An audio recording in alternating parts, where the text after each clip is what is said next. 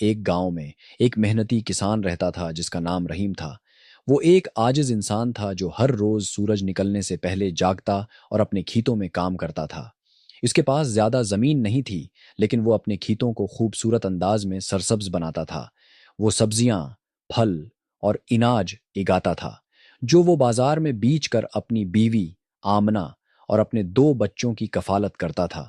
رحیم بہت محنتی تھا، لیکن زندگی ہمیشہ آسان نہیں تھی۔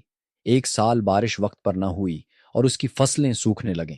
رحیم کے خاندان کے پاس کھانے کو بمشکل کچھ تھا، بیچنے کا تو سوال ہی پیدا نہیں ہوتا تھا۔ ایک شام ایک بڑے برگد کے درخت کے نیچے بیٹھا ہوا رحیم گہری سانس لیتے ہوئے بولا، اگر یہی حال رہا تو میں اپنے خاندان کے لیے کیسے روزی کماؤں گا؟ ایک صبح جب رحیم اپنے کھیت میں ہونگا ہل چلا رہا تھا تو ہل کسی سخت چیز سے ٹکرایا۔ تجسس کے مارے اس نے زمین کھودنا شروع کیا اور ایک چھوٹا سا لکڑی کا صندوق نکالا۔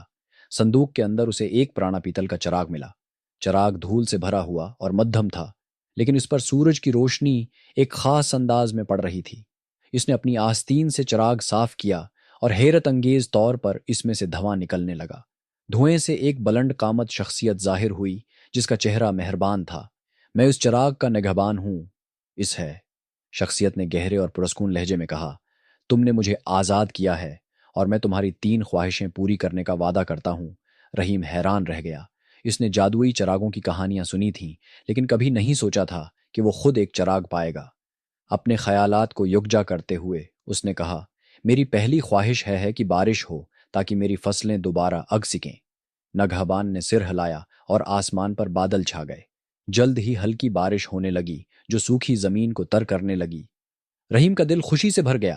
وہ اپنے گھر دوڑتا ہوا گیا تاکہ اپنے خاندان کو خوشخبری دے سکے۔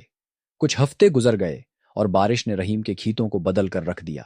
اس کی فصلیں ہری بھری اور شاندار ہو گئیں، لیکن جب فصل کی کٹائی کا وقت قریب آیا تو رحیم کو فکر ہوئی کہ وہ اپنی نئی خوشحالی کو کیسے محفوظ رکھے۔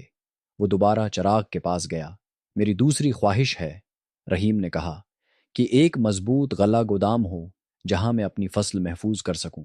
نگہبان نے پھر سر ہلایا اور ایک بڑے اور مضبوط گودام نے کھیت کے کنارے نمودار ہوا۔ یہ گودام رحیم کی تمام فصل رکھنے کے لیے کافی تھا۔ اس کا خاندان خوشی سے جھوم اٹھا اور انہیں پہلے ہوئے سے زیادہ تحفظ محسوس ہوا۔ اپنی اچھی قسمت کے باوجود رحیم اپنی آخری خواہش کے بارے میں سوچتا رہا۔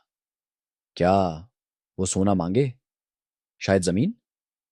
ایک شام جب وہ اپنے گاؤں سے گزرا تو اس نے اپنے ہمسایوں کو جدوجہد کرتے دیکھا۔ کچھ کے پاس کھانے کے لیے کچھ نہیں تھا اور کچھ کے پاس رہنے کے لیے چھت نہیں تھی۔ رحیم کے دل میں دکھ کا احساس ہوا۔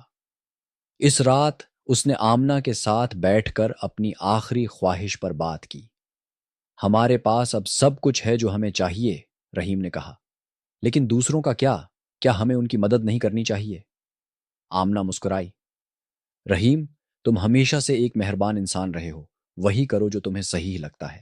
اگلے دن رحیم نے نگہبان کو دوبارہ بلایا۔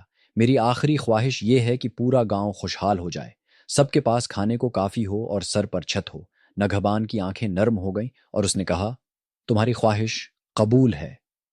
آنے والے دنوں میں گاؤں بدل گیا۔ ہر کھیت میں بھرپور فصلیں اگنے لگیں، گھروں کی مرمت ہو گئی اور خاندان خوشحال ہو گئے۔